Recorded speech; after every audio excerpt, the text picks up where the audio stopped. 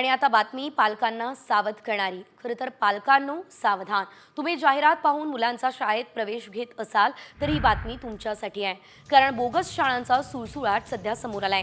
त्यामुळे पालकांनी कोणती काळजी घ्यायला हवी यावरचा हा खास रिपोर्ट। तुमच्या मुलांची शाळा बोगस, विद्यार्थी पालकांची मोठी फसवणूक।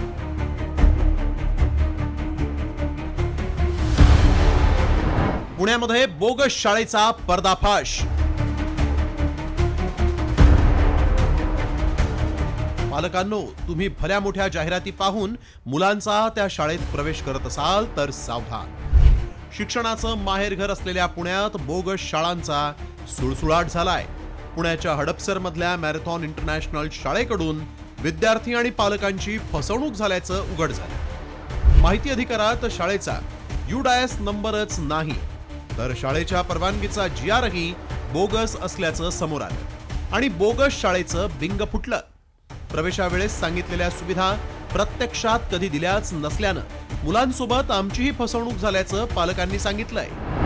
माहितीच्या अधिकारात आमच्याकडे एक धक्कादायक माहिती मिळाली, जो हा त्यांनी ज्या GR दाखवतात, हा जो GR आहे शासनाचा, हा GR वर जर त्यांनी परवानगी घेतली, पण हा GRच माहितीच्या अधिकारात खोटा आहे। असा कुठला GR शासनाने काढलेला नाही। त्यांच्याकडे UDIS नंबर नव्हता, इंडेक्स नंबर ते दुसऱ्या शाळेचं वापरत होते आणि ज्या सुविधा त्यांनी सांगितल्या, आम्ही स्विमिंग देणार, हॉर्स रायडिंग वगैरे देणार, असं कुठलंही त्यांनी सर्व्हिस त्यांना प्रोव्हाइड केली नव्हती। त्यांनी एवढी जाहिरात केली होती, पण अस्तित्वात जाऊन बघितल्यावर त्यांच्याकडे एकही घोडा उपलब्ध नव्हता आणि ॲडमिशनच्या वेळेस त्यांनी 6 घोडे आणून ठेवले होते तिथं की पालकांना दाखवायला म्हणून। पुण्यातील मॅरेथॉन शाळेचा बोगस प्रकार उघड झाल्यानंतर शिक्षण विभाग सतर्क झाला। या प्रकरणी गुन्हा दाखल केल्याची माहिती शिक्षण अधिकाऱ्यांनी दिली। आपल्या पाल्याला शाळेमध्ये प्रवेश घेत असताना ज्या शाळेने ज्या बोर्डाची जाहिरात केलेली आहे त्याच बोर्डाची ती शाळा आहे का, त्याला UDIS आहे का, प्रथम मान्यता आहे का, स्वमान्यता आहे का।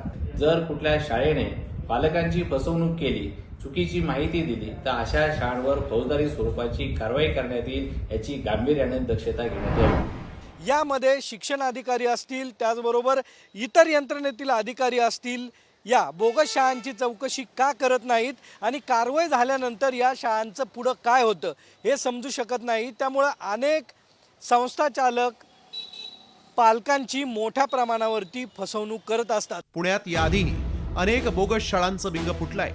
या शाळांवर कारवाई करण्यात येते, मात्र शिक्षण घेणाऱ्या विद्यार्थ्यांच्या भविष्यावर मात्र याचा गंभीर परिणाम होतोय। त्यामुळे आपल्या मुलाचा शाळेत प्रवेश घेण्याआधी कोणती काळजी घ्यायला हवी पाहूया। शाळेला सरकारची मान्यता आहे का? शाळेला UDIS नंबर आहे का? शाळेत स्वच्छतागृह, CCTV कॅमेरे आहेत का? शिक्षकेतर कर्मचाऱ्यांची चारित्र्य पडताळणी केली आहे का? विद्यार्थ्यांच्या वाहन व्यवस्थेत महिला कर्मचाऱ्यांची नेमणूक आहे का? पालक शिक्षक समिती स्थापन केली आहे का? मोठ्या जाहिराती पाहून पालक भुलतात, त्यामुळे अशा शाळांमध्ये मुलांचे प्रवेश घेताना पालकांनी शाळा बोगस तर नाही ना याची माहिती घ्यायला हवी। त्याबरोबरच बोगस शाळा उभी राहत असताना शिक्षण विभागही त्याकडे कानाडोळा करत असेल तर अधिकाऱ्यांवरही कारवाईचा बडगा उगारायला हवा। सागर आव्हाडसह ब्युरो रिपोर्ट, साम TV न्यूज, पुणे।